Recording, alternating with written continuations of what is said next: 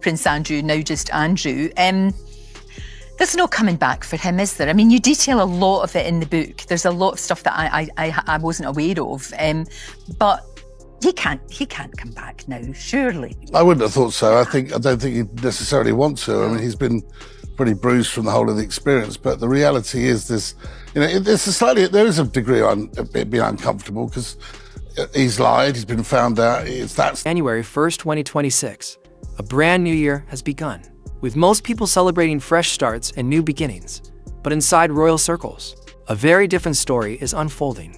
Whispers are spreading rapidly that Sarah Ferguson, the Duchess of York, may be preparing to reveal something explosive about Meghan Markle, something insiders claim could change everything. Sources connected to Fergie's podcast, Tea Talks, say she's been dropping subtle hints and cryptic remarks, slowly building toward a revelation that allegedly links Meghan's rumored yacht girl past to Prince Andrew. What makes this especially volatile is Fergie's position. She was married to Andrew.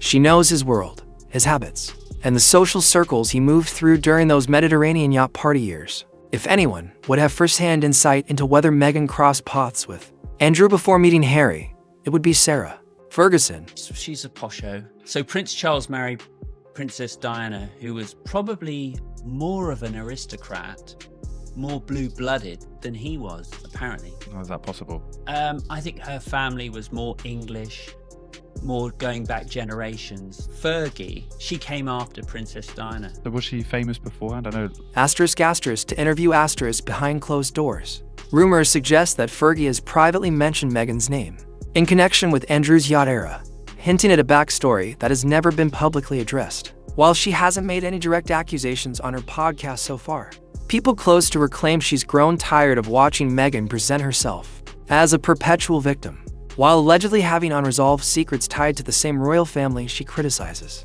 The supposed connection between Meghan and Andrew on those yachts, the timing of their possible encounters, and what that could mean for how Meghan entered royal circles, are all said to be nearing exposure. And this is where the situation becomes especially significant. There's that lack of finality about it. And he's always denied everything. He's always denied everything, but there's been a £12 million payout, and I think when the Queen was alive, they were very keen for it to go away ahead of that Jubilee year. So, I mean, there are two unanswered things. * at this stage, Fergie arguably has little left to lose. She has stood by Prince Andrew for years, even as his controversies push him to the margins of royal life. She's already positioned outside the royal inner circle, and Tea Talks openly promises unfiltered honesty and tea-spilling conversations if she chooses to speak. There's no palace PR machine that can silence her. Whether these rumors are leading to a real revelation or simply being used to pressure Meghan, the fact that people close to Fergie are whispering suggests something serious is brewing. And as Meghan continues to present herself as authentic and compassionate, while allegations about a yacht girl past involving Andrew linger, the question becomes unavoidable. How long before someone with direct knowledge decides to speak publicly? I mean, literally barricaded himself in. He just will not leave. But time's of the essence, because Prince William and Catherine and their kids are moving in the next 10 days to their new property, their forever home, Forest Lodge. And apparently they don't want to be bumping into Andrew as they go and walk the dogs down the lane. So there's an added pressure now on top of every other pressure. To understand why Fergie would even possess this kind of information, you have to look at her history with Prince Andrew. Context matters. Sarah Ferguson married Andrew in 1986, and together they had two daughters, Princess Beatrice and Princess Eugenie. They separated in 1992 and officially divorced in 1996. But here's the key detail: despite the divorce, their bond never truly ended. They continued living together on and off, vacationed together, and maintained a closeness far beyond that of typical ex-spouses. Even today, they reportedly share royal lodge. That means Fergie was present throughout Andrew's entire yacht period, particularly during the 2000s and 2010s, when he was allegedly socializing on luxury yachts in the Mediterranean alongside Jeffrey Epstein and other wealthy figures, with young women frequently rumored to be part of those gatherings. She's a posho. So Prince Charles married Princess Diana, who was probably more of an aristocrat, more blue-blooded than he was, apparently. How is that possible? I think her family was more English, more going back generations. Fergie, she came after Princess Diana. So was she famous beforehand? I know, like Meghan. View Asters, this wasn't information Fergie would have picked up through gossip alone.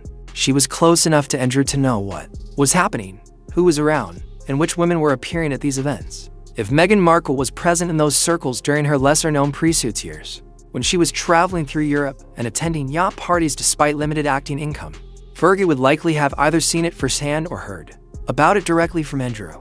That's why claims that Fergie may know something about a Meghan-Andrew yacht connection resonate with so many observers. She was positioned right at the center of that world during the same window of time that fuels these long-running allegations. Asters Actor. No. I think she was posh. She obviously ticked the right boxes. And Prince Andrew needed to get married. He was sort of rampaging through the London womanhood. He was clearly, he was known as Randy Andy. You Asterisk, then there's T-Talks, the platform itself. Fergie launched the podcast in May 2023 with Sarah Thompson, an entrepreneur and founder of First News. The show's premise is built around candid conversations and openly spilling the tea on life's ups and downs. Its description makes a bold promise: no topic is off limits, no stone left unturned, and complete honesty when discussing the week's biggest talking points. Fergie has already used the podcast to speak openly about her daughters, her enduring relationship with Namely public pressure and even political pressure. Well, indeed, and it's the optics of a disgraced prince living the high life in a 30-room sprawling mansion.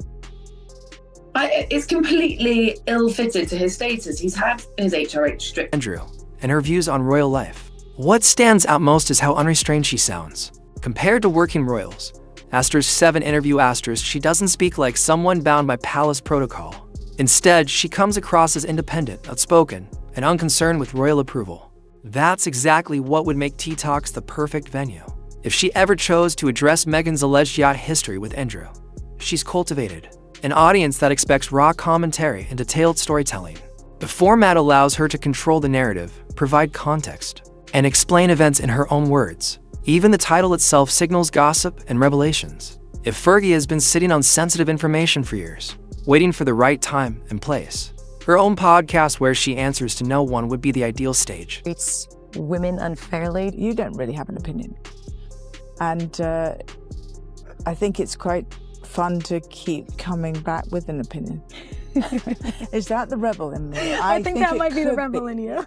Several decades later, Diana's son Prince Harry and his wife Meghan Markle have now become the big targets in the British media. There are also deeper motivations that could push her to speak. Fergie has spent years publicly defending Prince Andrew amid sexual assault allegations, Epstein ties, and relentless scrutiny that devastated his reputation.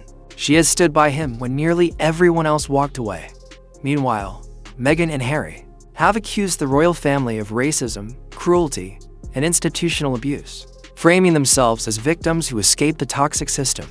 If Fergie believes Meghan has her own hidden past, involving the very same Prince Andrew, that contrast could feel like extreme hypocrisy. Watching Meghan benefit from attacking the institution, while allegedly sharing uncomfortable ties to Andrew, could be infuriating, especially for someone who has spent years protecting him.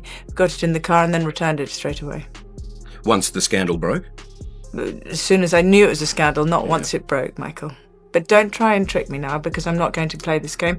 Delete that bit. John, can you just delete it, please, that bit? Because I don't want to... There's the timeline that fuels these rumors. Meghan's least documented years span roughly from 2004 to 2011. Between graduating from Northwestern and landing suits, during that period, she wasn't earning significant money. It appeared at elite European events and on luxury yachts in places like Monaco, often photographed among wealthy, older men she's never publicly explained.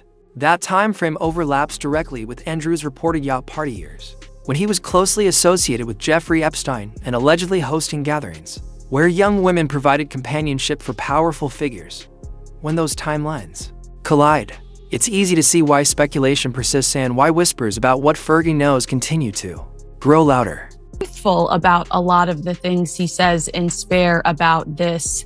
Well, we want that story to die, so we're going to give you this story. However, he does it today. Him and Meghan do the same thing today. I've seen that Meghan and Harry tried to discredit certain media outlets because they don't like what they're going to say, which Fergie says is just not right. Curious your thoughts on the way the press has treated Meghan in particular. There should be no judgment on race, creed, colour, or any other denomination. I wish Harry and Meghan so much happiness. But Sarah did note that Princess Diana would be so proud